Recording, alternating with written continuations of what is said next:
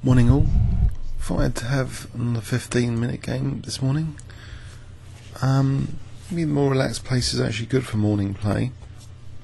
What's my current rank, you might wonder, and rating on the 15 minutes? Actually ranked 58. My peak is 2131. Back to 2131, so this is going to be interesting. 1854. Do I have a chance to sort of break this rating record? Okay. What about a Morris Smith Gambit?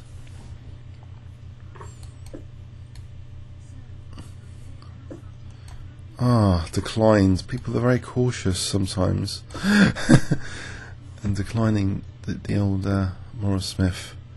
But is he going to give me a dangerous pawn wedge with E5? I'm not sure I should do it here. Taking, knight d5. I guess actually it's possible to play e5 here, given he hasn't. Otherwise I'm going to let him play e5, and it might even be good as a pawn sack. But is the e5 pawn going to be weak?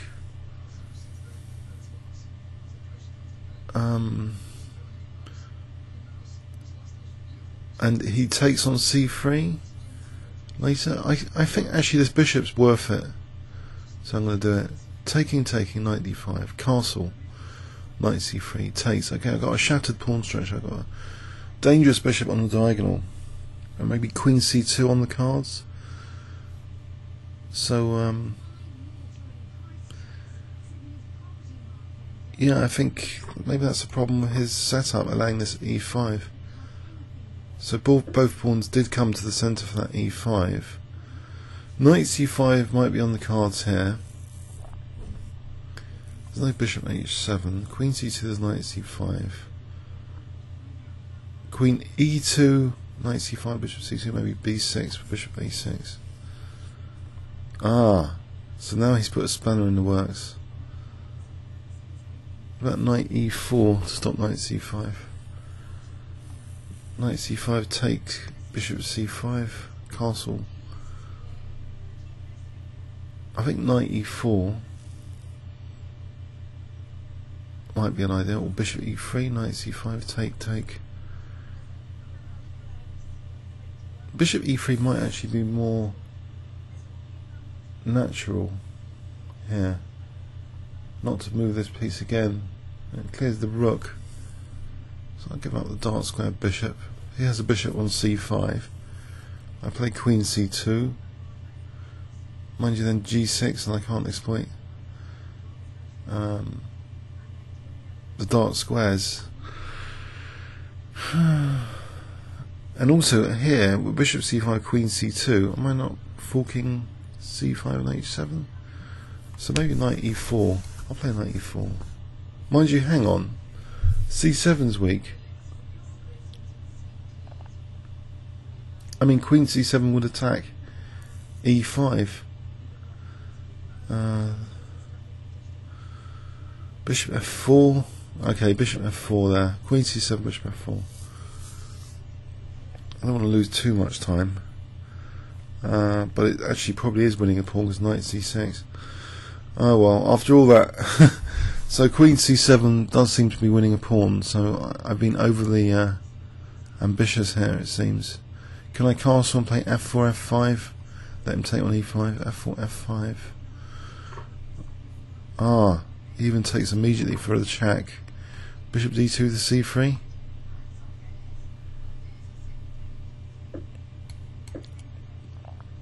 Not a great start then. I think he's proved that I've been a bit over ambitious. What about queen h5s if I get a chance? If his queen does go back. Queen f5, is there knight d6? Or knight f6 check? Actually, the queen hasn't got that many squares. Maybe this isn't so bad, queen h5. Bishops are sort of looking down at the king here. Queen h5. Is it actually threatening queen h7? Takes, knight f6. Double check. And then king's got two options, but it's something to bear in mind as a forcing move. Also simply knight f6, Queen H7. So Queen H5 actually threatens knight F6. If G6, let's just play this anyway. No defensive knight on F6. He's nabbed the pawn. It does look quite interesting. I like this bishop actually cutting across the diagonal. I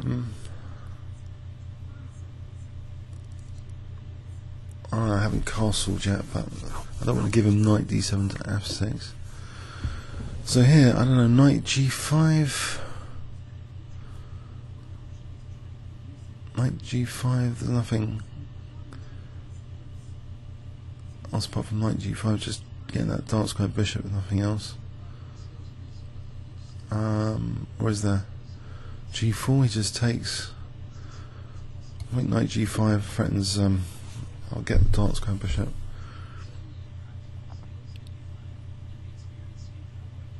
And you h6, h4. Oh, okay. So,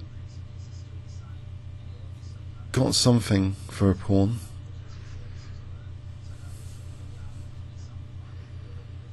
These bishops still look reasonably good. g4, he takes. Is it too slow? Queen takes, there's e5s. If I castle queenside in king b1, is it worth it? Why not just castle kingside and rook e1? Try and get a bind, rook e3 to g3. Safer king. Rook d8 might be bishop g7 takes queen d8. Okay, so I think I'll castle. King in safety. Knight e5 might be good. Really want rook c1 actually, that would be a lot of pressure. Rook c1. It still looks like a fun position potentially. I hope it's not going to be going downhill too quickly. Just the pawn down. Bishops look good. If I can get rook c1 in and rook e1. Okay, like rook e1 here just to tie down against e5 to keep this bishop hemmed in. Also then bishop c4. And actually then there'll be a deflection. Or is it decoy? I need to keep looking at the differences between deflection and decoy. I think what is a decoy? It's like drag and drop. It's like putting a piece in a particular place to exploit it. The deflection is just taking away from a particular defensive square. One of the two anyway. So bishop c4, doubling up rooks on e6.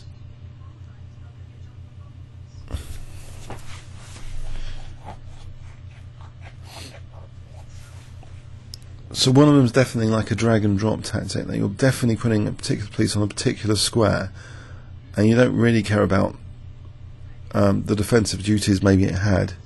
The other one's definitely about the defensive squares it had. So deflection versus decoy. Okay, so if I just play bishop c4, am I not threatening?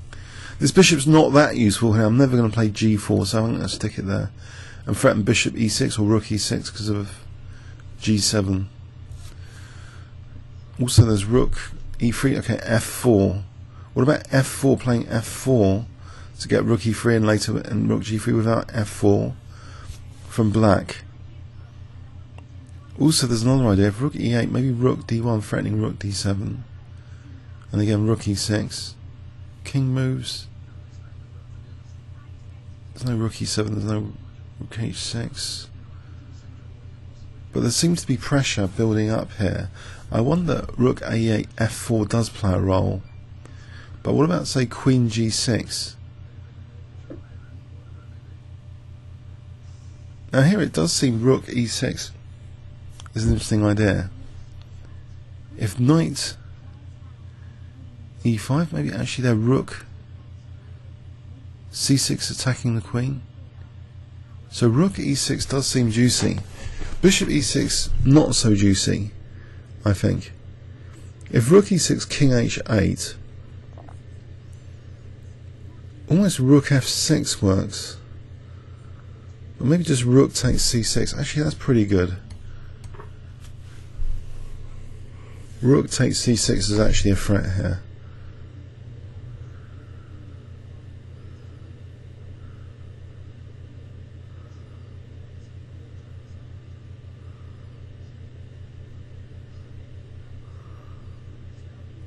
So this is turned into a fun game all of a sudden with these bishops and the rook and the queen on g5. So king h8, rook takes c6 is clearly attacking the queen, winning a piece. What else defensively? So bishop e6, queen e6, queen g7 mate. g6 again, rook takes c6 seems simple enough.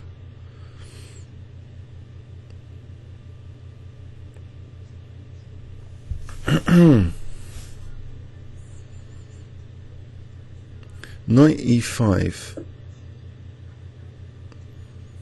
Here rook e7 would seem tempting, double attacking the queen. And if queen c4, then again there's queen g7 mate. If queen g6, maybe just rook takes g7 there is crushing. If rook c4, is that so clear? Rook takes f7 getting. Well, then if rook takes f7, there's queen takes the 8. If knight takes f7, there's queen takes g7 mate actually. So rook e7 does seem quite convincing. I'm convinced.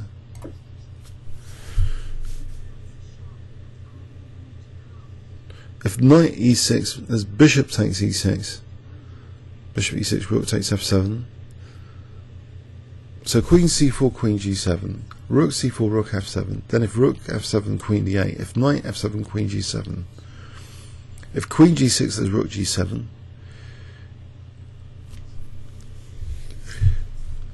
It looks pretty crushing. If knight e6, I can do bishop e6, just keeping that rook on g7. These bishops have been fantastic against the king here.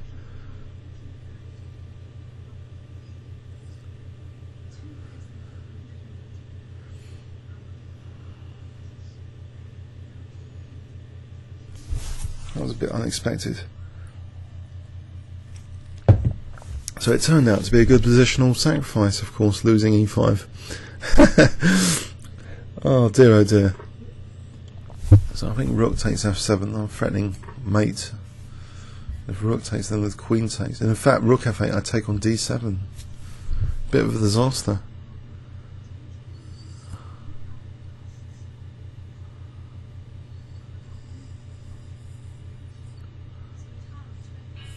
Yep, 22 moves. Gone to 2-1-3-6 now. So it was an accidental win, really. Well, an accidental positional pawn sack. There wasn't enough justification for this, it seems, for e5. The e pawn's weak. It just, that's better maybe than knight c6, or is it?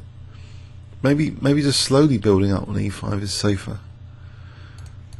So he won this pawn, but he got my bishop to c3, pointing at his king. I've got two bishops pointing at his king.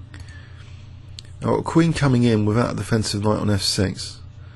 So all of a sudden there are big threats to deal with. Now that does blunt this bishop f5, it does have an advantage. Now h6, maybe h4. And if knight d7, there's queen g6 there, forcing basically hg. So that was getting a bit dangerous. Possibly e5 now, and then he is just a pawn up. But he didn't play for e5, and now all of a sudden g7 and e6 are major issues. Bishop is much more useful here now on this diagonal. So there's a bit of a crush there in the end. Comments or questions on YouTube? Thanks so much.